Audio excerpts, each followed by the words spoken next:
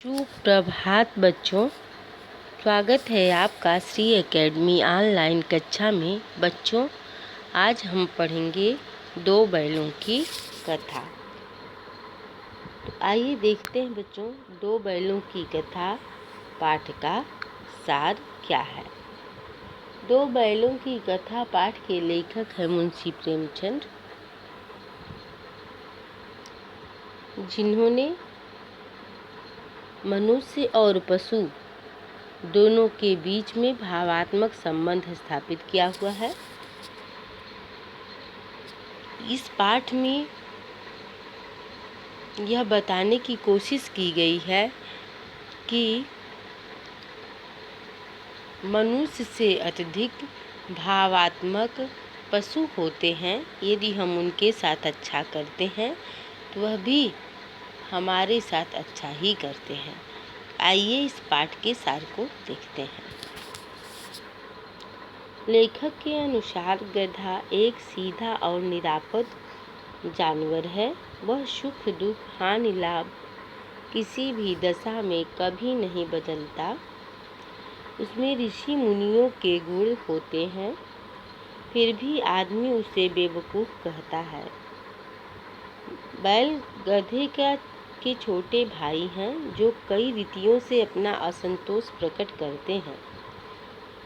झूरी काछी के पास हीरा और मोती नाम के दो स्वस्थ और सुंदर बैल थे। वह अपने बैलों से बहुत प्रेम करता था। हीरा और मोती के बीच भी घनिष्ठ संबंध था। एक बार झूरी ने दोनों बैल को अपने ससुराल के खेतों में काम करने के लिए भेज दिया। वहाँ उनसे खूब काम लिया जाता था, अतः दोनों रस्सी तुड़वाकर झूरी के पास भाग आए। झूरी उन्हें देखकर बहुत खुश हुआ और अब उन्हें खाने पीने की कमी नहीं रही। दोनों बड़े खुश थे, मगर झूरी की स्त्री को उनका भागना पसंद नहीं आया। उसने उन्हें खरी खोटी और मजदूर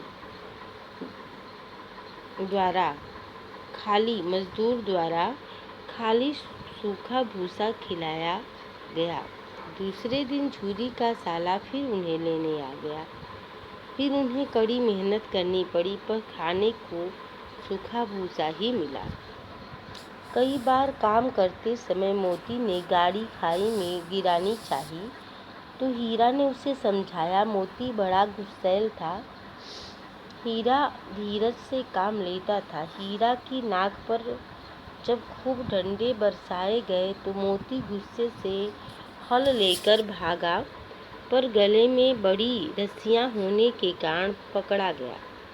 कभी कभी उन्हें खूब मारा पीटा भी जाता था। इस तरह दोनों की हालत बहुत खराब थी। वहाँ एक छोटी सी बालिका रहती थी। उसकी माँ मर चुकी थी। उसकी सौतेली माँ उसे मारती रहती थी, इसलिए उन बैलों से उसे एक प्रकार की आत्मीयता हो गई थी। वह रोज दोनों को चोरी छिपे 2 रोटियां डाल जाती थी। इस तरह दोनों की दशा बहुत खराब थी। एक दिन उस बालिका ने उनकी रस्सियां खोल दी। दोनों भाग खड़े हुए। झूरी का साला और दूसरे लोग उन्हें पकड़ने दौड़े, पर पकड़ न सके। भागते भागते दोनों नई जगह पहुंच गए।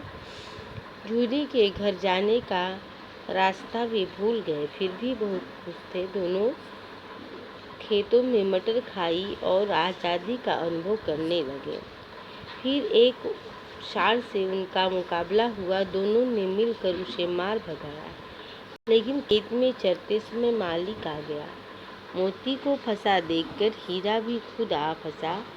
दोनों काजी हाउस में बंद कर दिए गए। वहाँ और भी जानवर बंद थे। सबकी हालत बहुत खराब थी। जब हीरा मोती को रात को भी भोजन न मिला तो दिल में विद्रोह की ज्वाला भड़क उठी। फिर एक दिन दीवार गिराकर दोनों ने दूसरे जानवरों को भगा दिया। मोती मोती भाग सकता था, पर हीरा को बाधा देखकर वह भी न भाग सका। हौस के मालिक को पता लगने पर उसने मोती की खूब मरम्मत की और उसे मोटी रस्सी से बांध दिया। 1 सप्ताह बाद काजी हौस के मालिक ने जानवरों को कसाई के हाथों बेच दिया। एक दढ़ियल आदमी हीरा मोती को ले जाने लगा। वे समझ गए कि अब उनका अंत समीप है। चलते चलते अचानक उन्हें लगा कि वे परिचित राह पर आ गए हैं। उनका घर नजदीक आ गया था। दोनों उन्मत्त होकर उछलने लगे और दौड़ते हुए झूरी के द्वार पर आकर खड़े हो गए। झूरी ने देखा तो खुशी से फूल उठा। अचानक दढ़ियल ने आकर बैलों की रस्सियां पकड़ ली। झूरी ने कहा कि वे उसके बैल हैं, पर दढ़ियल जोर जबरदस्ती करने लगा। तभी मोती ने सींग चलाया और दढ़ियल को दूर तक खदेड़ दिया। थोड़ी देर बाद ही दोनों खुशी से फली भूसी चुनी खाते दिखाई पड़े। घर की मालकिन ने भी आकर दोनों को चूम लिया।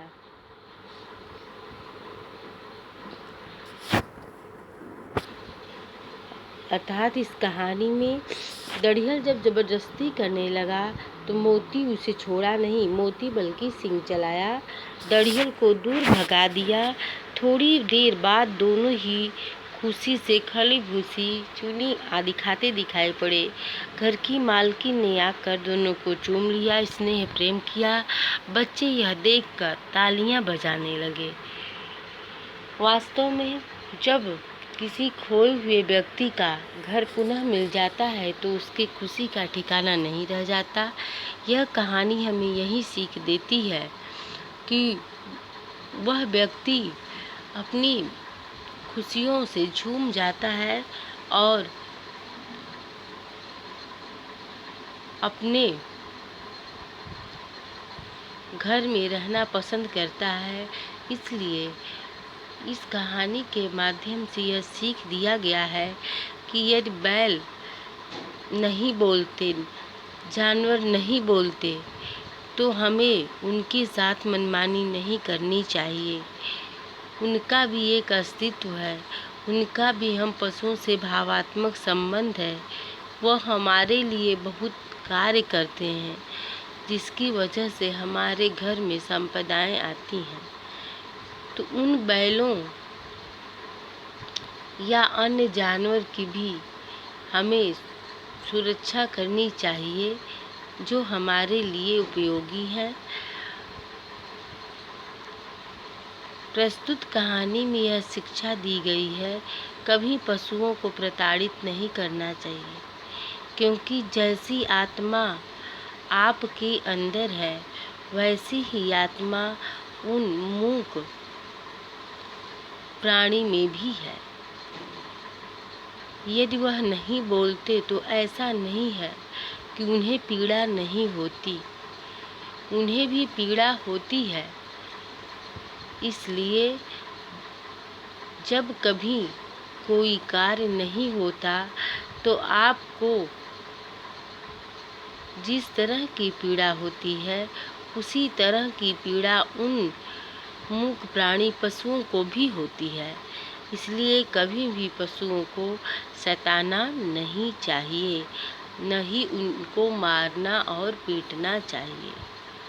यदि हम पशुओं के साथ अच्छा व्यवहार करेंगे तो वह भी अच्छा व्यवहार हमारे साथ करेंगे। जैसे झूरी अपने बैलों को बहुत मानता था, इसलिए बैल भी उसको बहुत मानते थे, किंतु गया अपने बैल को नहीं मानता था, उनमें भेदभाव करता था, इसलिए बैल भी गया को नहीं मानते थे और उसको क्षति पहुंचाना चाहते थे।